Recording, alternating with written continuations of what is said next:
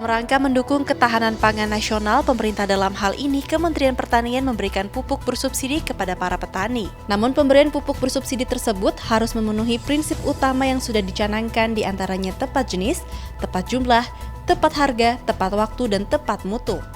Direktur Jenderal Prasarana dan Sarana Pertanian Sarwo Edi mengatakan sesuai dengan Permentan Nomor 49 Tahun 2020 tentang alokasi dan harga eceran tertinggi pupuk bersubsidi anggaran 2021, petani yang berhak menerima pupuk bersubsidi adalah petani yang memiliki IKTP, melakukan usaha tani subsektor tanaman pangan, perkebunan, hortikultura dan peternakan dengan lahan paling luas 2 hektar dan tergabung dalam kelompok tani.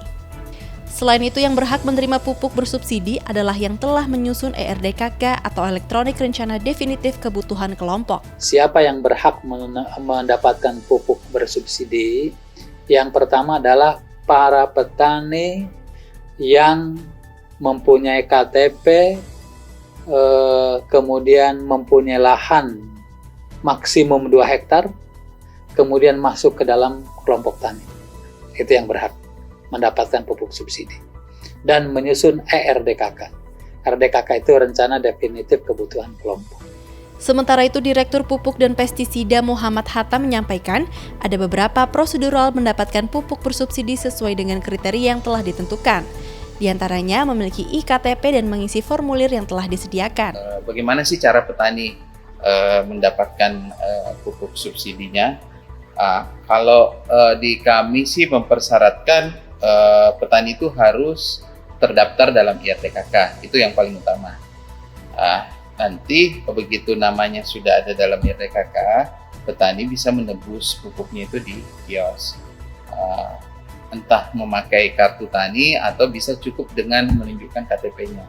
Karena basis data kita sudah berdasarkan NIK yang ada dalam KTP petani tersebut. Jadi sangat mudah sih petani untuk menebus pupuknya, cukup datang ke kios, menunjukkan KTP-nya.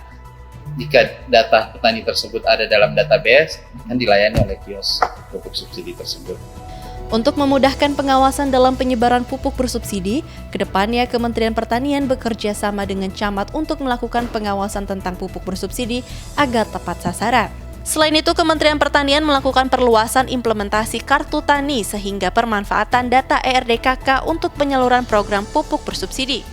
Upaya-upaya kita dari Kementerian Pertanian untuk mengantisipasi isu kelangkaan ini, kita melibatkan beberapa pihak. Utamanya langkah kita di 2021 ini mulai mencoba melibatkan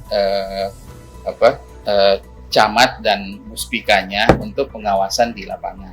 Jadi selama ini menjadi tanggung jawab pengawasan itu hanya KP3.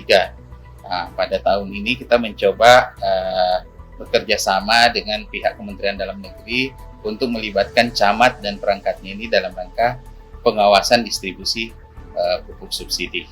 Nah, di 2021 ini juga kita mencoba memudahkan petani dalam proses penebusan pupuk di kios.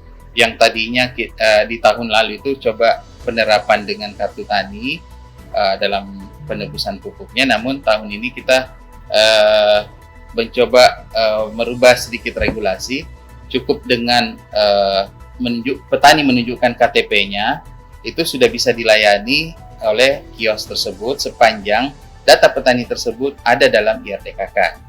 Jadi itu berbagai upaya yang kita lakukan bagaimana untuk memenuhi kebutuhan pupuk petani kita.